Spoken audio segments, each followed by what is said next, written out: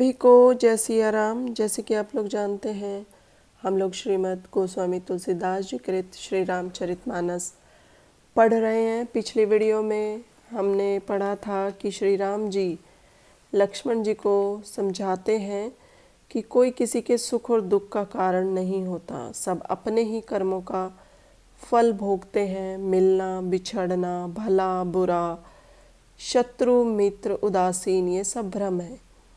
जन्म और मरण, जहाँ तक जगत का जाल है, संपत्ति विपत्ति कर्म और काल, पृथ्वी धन धाम नगर कुटुंब, स्वर्ग नरक आदि जो व्यवहार है, उन्हें देखिए, सुनिए और विचारिए। उन सब की जड़ केवल मोह ही है, परमार्थ से ये कुछ भी नहीं है। आज हम इसे आगे पढ़ेंगे। हे मित्र, यह समझ अज्ञान को छोड़ सीताराम के चरणों में प्रीति करो। इस प्रकार राम जी के गुण गाते गाते सवेरा हो गया। तब जगत को सुखदाई राम जी जागे। राम जी ने सब शौच कर्म कर स्नान किया और बड़ का दूध मंगवा छोटे भाई समेत सिर पर जटा बनाई। यह देख सुमंत के नेत्रों में जल छा गया, हृदय जलने लगा, मुख उदास हो गया और हाथ जोड़कर बोले, हे स्वामी, महाराज दशरथ ने मुझसे यह कहा है कि रथ लेकर राम के साथ जाओ। वन दिखाकर तथा गंगा में स्नान करा दोनों भाइयों को लौटा लाना। तब संशय और संकोच मिटाकर राम लक्ष्मण और सीता को लौटा लाना। हे स्वामी, राजा ने जो मुझसे यह कहा है कि अब आप जो कुछ कहे सो करो। इस प्रकार विनती करके चरणों में गिर पड़ा और बालक के समान रो दिया। हे तात, वही कीजिए जिससे अयोध्या अनाथ ना हो। तब राम जी ने मंत्री को समझाया, हे तात, आपने तो धर्म के सभी सिद्धांतों को छान डाला है। शिवी, दधीची और हरिश्चंद्र ने धर्म के लिए करोड़ों कष्ट सहे। हे सुजान, रंतिदेव और बलि राजा ने अनेकों संकट सहकर भी धर्म का पालन किया है। सत्य के समान दूसरा धर्म नहीं है, यह वेद शास्त्र और पुराणों में कहा है। वही धर्म मैंने सरलता से पाया है, उसके त्यागने से तीनों लोकों में अपयश होगा। प्रतिष्ठित पुरुषों को अपयश प्राप्त होना ही करोड़ों मृत्यु के समान दारुण दुखदायी है। हे तात, आपसे क्या कहूँ, आपको उत्तर देने से मुझको पाप लगेगा। हे तात, आप पिताजी के चरण छूकर करोड़ों भांति से कहकर हाथ जोड़कर विनती करना, पिताजी मेरी किसी बात की चिंता ना करें। हे तात, आप पिता के समान मेरे हितैषी हो। आपसे हाथ जोड़कर कहता हूँ कि आपको वही करना उचित है जिससे पिताजी हमारे सोच में दुखी ना हो। राम जी और मंत्री के संवाद को सुनकर निषादराज विकल हो गए। फिर लक्ष्मण जी ने कुछ कटु वचन कहे। राम जी ने अनुचित जान उनको रोक दिया और अपनी शपथ दिला सुमंत से कहा कि तुम लक्ष्मण का संदेश मत कहना। फिर सुमंत ने राजा का संदेश कहा कि सीता जी वन के कष्टों को न सह सकेगी। हे राम जी, जिस प्रकार सीता जी अयोध्या को लौट आवे वही करना, नहीं तो बिना सहारे मैं ऐसे नहीं जीऊँगा, जैसे मछली जल के बिना नहीं जीती है। सीता जी के पीहर और ससुराल में सब सुख है, सो जब तक यह विपत्ति दूर हो तब तक सीता जी जहाँ मन में आवे वहाँ आनंद पूर्वक रहे। जिस प्रकार राजा ने विनती की थी वह मुझसे कही नहीं जाती। पिता का संदेश सुनकर राम जी ने सीता को करोड़ों शिक्षाएं दी। हे प्रिय, जो तुम लौट जाओ तो सास ससुर गुरु कुटुंबी सबका कष्ट मिट जाए। जानकी जी बोली, हे प्राणपति सुनो, आप परम ज्ञानी हो। शरीर को छोड़कर छाया कैसे अलग हो सकती है? सूर्य को छोड़कर धूप तथा चंद्रमा को छोड़कर चांदनी कहाँ जाए? इस प्रकार पति को प्रेम से भरी हुई विनती सुना मंत्री से बोली, आप पिता और ससुर के समान मेरे हितकारी हो, आपको उत्तर देना अनुचित है। हे तात, मैं विपत्ति वश आपके सम्मुख हुई हूँ, आप बुरा ना मानना। आर्यपुत्र राम जी के चरण कमल बिना जहाँ तक नाते हैं मेरे लिए सब व्यर्थ ही है। मैंने पिता के वैभव को ऐसा देखा है जहाँ बड़े बड़े राजा सिंहासन पर झुककर मिलते हैं, मेरे पिता का घर भी मुझे बिना पति के अच्छा नहीं लगता है। मेरे ससुर चक्रवर्ती कौशल राय है, उनका प्रभाव 14 लोकों में प्रकट है।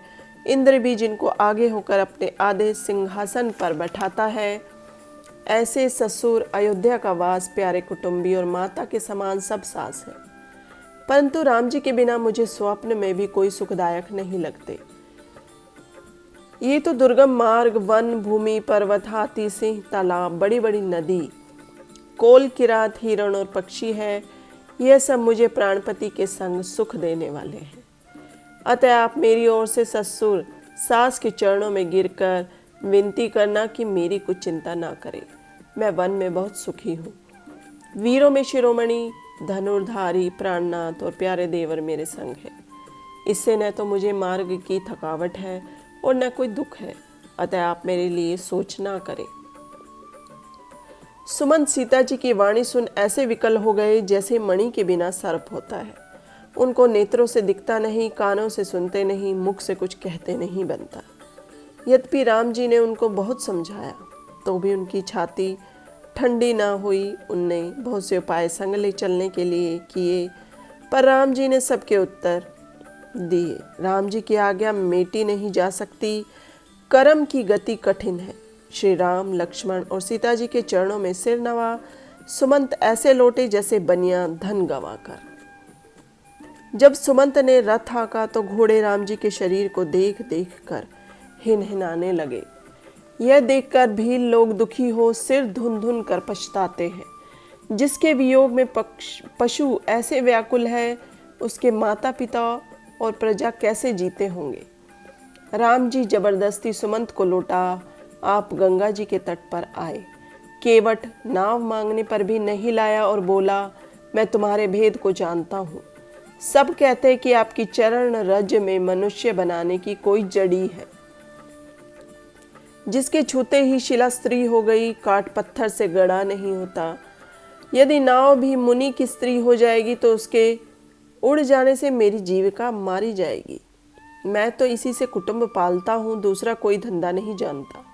हे प्रभु, जो आप पार जाना ही चाहते हो तो अपने चरण कमलों को धोने की आज्ञा दो। हे नाथ, आपके चरण धोकर ही नाव पर चढ़ाऊंगा। मैं आपसे कुछ उतराई नहीं चाहता। मुझे आपकी दुहाई और दशरथ जी की शपथ है, लक्ष्मण जी भले ही बाण मारे, पर जब तक मैं चरण नहीं धो लूंगा तब तक हे नाथ मैं पार नहीं उतारूंगा। केवट के प्रेम में सने हुए अटपटे वचन सुनकर करुणा निधान रामचंद्र जी लक्ष्मण और सीता की ओर देखकर मुस्कुराए। कृपा सागर राम मुस्कुराकर बोले कि वही करो जिससे तुम्हारी नाव न जाए। शीघ्र जल लाकर चरण धो, देरी होती है पार उतारो। जिनका नाम एक बार ही स्मरण करने से मनुष्य भव सागर से पार हो जाते हैं, वही केवट से विनय करते हैं जिन्हें जगत को 3 पग से भी छोटा कर दिया था। प्रभु के चरणों को देखकर गंगा जी प्रसन्न हुई, पर प्रभु के वचन सुन अज्ञान से उनकी बुद्धि खिंच गई। केवट राम जी की आज्ञा पा कठौती में पानी भर लाया। आनंद और प्रेम से उमंग कर वह प्रभु के चरण कमल धोने लगा।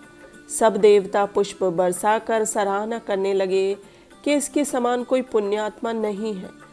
चरण धोकर कुटुंब सहित जलपान कर अपने पितृ शिविरों को पार कर अर्थात जन्म मरण से मुक्त हो प्रसन्न हो भगवान को पार ले गया। राम जी, सीता, लक्ष्मण और निषाद समेत पार उतरकर गंगा जी की रेती में खड़े हुए। केवट ने उतरकर दंडवत की, तब प्रभु सकुचाए कि इसको कुछ दिया नहीं। पति के मन को जानने वाली सीता ने मुदित हो मणियों की अंगूठी उतारी। तब राम ने केवट से कहा, उतराई लो। केवट ने अकुलाकर चरण पकड़ लिए। उसने कहा, हे नाथ, आज मैंने क्या नहीं पाया। मेरे सब दोष, दुख, दरिद्रता दूर हो गई। बहुत काल से मैंने जो मजूरी की थी सो विधाता ने मुझे भरपूर दे दी। हे स्वामी, हे दीन दयालु, आपकी कृपा से मुझे कुछ नहीं चाहिए। लौटती बार जो कुछ आप देंगे उस प्रसाद को मैं मस्तक पर धारण कर ले लूँगा। रामचंद्र जी, सीता जी और लक्ष्मण जी ने बहुत हठ किया, परंतु केवट ने कुछ नहीं लिया। तब तो करुणा निधान भगवान ने निर्मल भक्ति का वर देकर उसे विदा किया। तब रामचंद्र जी ने स्नान कर शिव जी का पूजन कर मस्तक नवाया और सीता जी ने हाथ जोड़कर गंगा जी से कहा, हे पिता, मेरे मनोरथ पूर्ण करना।